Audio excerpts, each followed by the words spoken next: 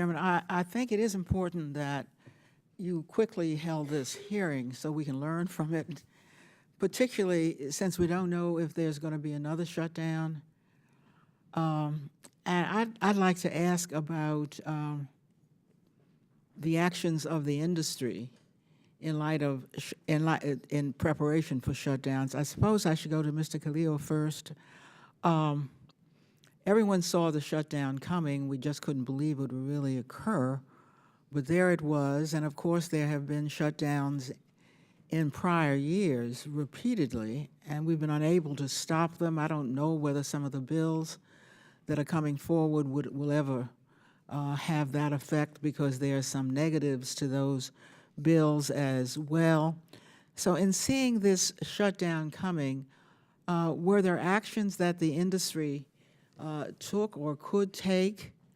And in light of the fact that although we believe the present bill the current bill will be signed, are there actions being taken in preparation for a possible shutdown as we speak here today? Thank you, Madam Congresswoman.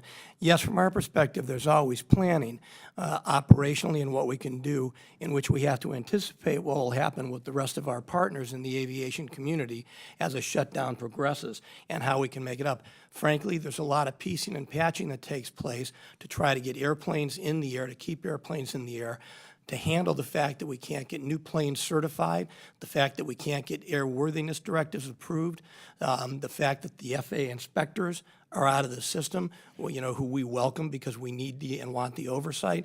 So it's Well, a lot of... you will be flying during a shutdown.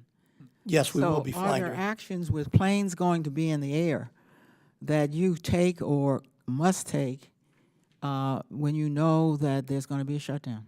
Yeah, we have to take overall account for what's going to be in the system and what the level of capability is to fly what number of planes and which number Well, of I'm concerned. passengers. So do you,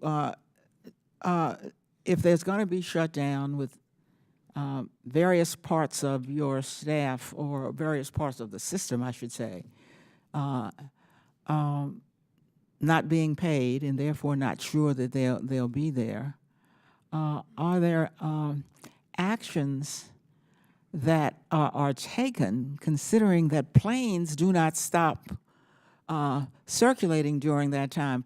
For example, are there fewer planes in the air? We were told that there were long periods of times when planes could not safely land. Those are the kinds of safety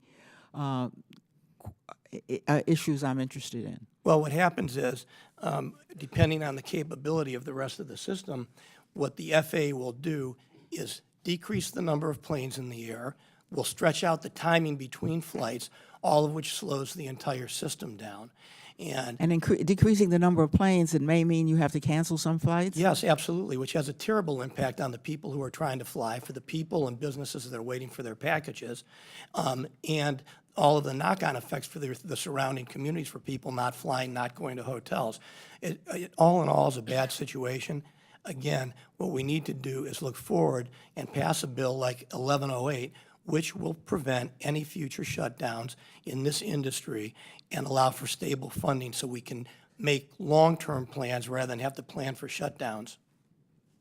Do any of the rest, any other witnesses have anything to say? I would just add to that.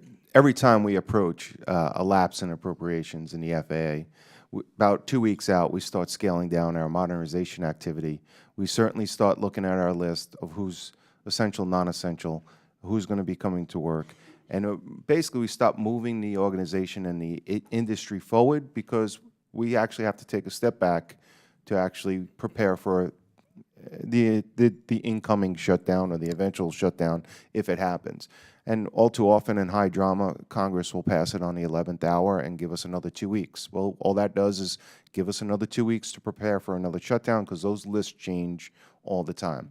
It is an endless circle with the hamster just pouring away of going nowhere because we're preparing for shutdowns. It's ridiculous. It needs to end. I just want to thank all our witnesses who had to confront this shutdown. that you were able to keep the United States of America safe in the air during the shutdown. So we owe you. Thank you, Mr. Chairman. Thank you, Representative Norton.